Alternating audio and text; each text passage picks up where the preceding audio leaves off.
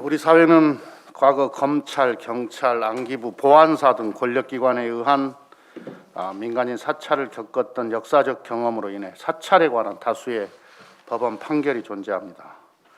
대법원은 1996년 판결에서 사찰이 헌법상의 기본권을 침해하는 불법 행위라고 엄격히 규정하고 있습니다. 대법원은 법령에 규정된 직무 범위를 벗어나 민간인 대상으로 평소의 동향을 감시 파악할 목적으로 지속적으로 사생활에 관한 정보를 비밀리에 수집 관리하였다면 이는 헌법에 보장된 기본권을 침해한 것으로 불법 행위라고 판시하고 있습니다.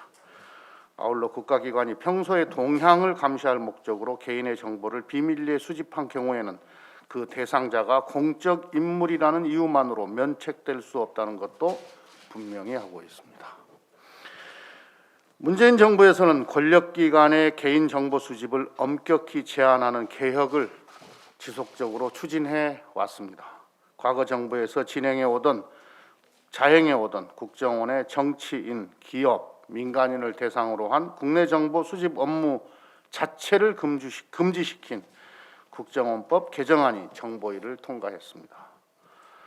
이러한 문재인 정부의 개혁 취지에 발맞추어 검찰도 과거 정치인과 기업인을 대상으로 과도하게 정보 수집한다는 비판을 받았던 40명 규모의 범죄정보 정책관실을 수사정보만 수집하는 15명 규모의 수사정보 정책관실로 축소 개편한 바 있습니다. 과거 범죄정보정책관실은 국회, 정부 부처, 기업 등에 대한 광범위한 동향 정보를 수집해 검찰총장에게 직보하고 그 정보가 이른바 하명 수사로 이어져 검찰의 힘을 과도하게 키운다는 지적을 받았었습니다. 문무일 전 검찰총장은 무엇보다 검찰이 범죄 정보 이외의 동향 정보를 수집하는 것도 엄격하게 금지하도록 개혁을 했습니다. 그러나 윤석열 총장은 조국 사건, 울산 사건, 유재수 사건 등 자신이 직접 관여하거나 관심이 있는 특정 사건의 재판부 판사들에 대한 성향과 세평, 판결 내용, 시위 참가 전력, 우리법 연구회 가입 여부, 판사 블랙리스트인 무리야기 법관 해당 여부, 특정 대학교 출신 등을 정보 수집하여 다른 부서에 전달하도록 했습니다. 공소 유지를 위한 업무라고 변명하고 있지만 공소 유지를 위한 정보는 법정에서 유죄를 받아내기 위한 증거이지 판사의 성향이나 재판 스타일과는 무관합니다.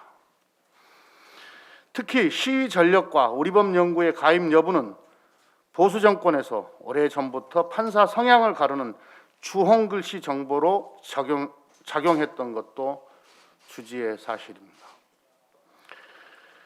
국가기관인 검찰의 사법부에 대한 사찰은 그 자체로 삼권 분립의 민주주의를 훼손하는 중대한 불법 행위입니다. 해서는 안 될 행위입니다. 국민의 기본권 침해를 방지하기 위해 정보기관의 민간인 대상 정보 수집을 금지하는 개혁이 추진되는 상황에서 검찰이 불법 사찰을 부활시킨 것은 용납할 수 없는 직권 남용이며 위법 행위입니다. 불법 사찰은 사소한 문제가 아닙니다. 이러한 문제를 방치하면 자기 확장의 욕구가 강한 권력기관의 속성상 검찰은 과거의 잘못된 모습으로 돌아갈 수 있기 때문입니다. 그럼에도 윤석열 총장 측이 정권 비리에 맞서 수사하는 총장에게 누명을 씌워 쫓아내는 것이라고 주장하는 것은 불법 행위를 덮기 위한 정치적 궤변에 불과합니다. 조국 전 장관은 2019년에 임명됐는데 그보다 7, 8년 전인 2011년과 2012년에 자녀가 봉사활동 등을 하고 표창장을 받은 것을 수사한 것이 어떻게 정권 비리에 맞서 수사하는 것이라고 말할 수 있겠습니까? 월성 1호기 원전 수사도 마찬가지입니다. 정부가 국민의 생명과 안전을 위해 정책적으로 결정을 내린 것이 무슨 정권 비리입니까? 불법 사찰 행위가 명백함에도 검찰총장을 비호하기 위해 집단 행동에 나서는 검사들의 행태는 특권을 지키기 위한 또 다른 검찰 이기주의입니다. 전임 문무일총장 때 사라진 불법 사찰 행위가 부활했는데도 이에 대해서는 아무런 반성도 또는 문제의식도 없이 침묵하면서 윤석열 총장 비호에만 나서는 검사들의 집단 행동에 국민은 매우 실망하고 있습니다.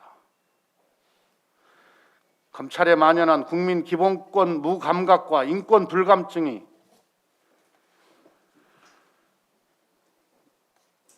충격적입니다. 불법이라도 검찰총장을 비호해야 하는 것이 검사 동일체의 원칙이라면 검찰의 조직 문화도 이 기회에 혁신해야 합니다.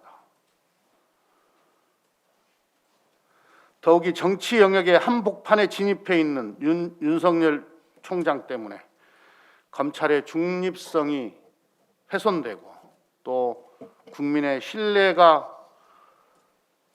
훼손되고 있는 이 상황에 대해서는 한마디도 하지 않으면서 두둔만 하는 것은 오히려 검찰의 정치화만 부추길 뿐이라는 사실을 명심해야 합니다. 지금은 검찰 스스로 국민에 대한 봉사라는 마음보다는 조직의 이익이 우선인 것은 아닌지 되돌아보기 바랍니다.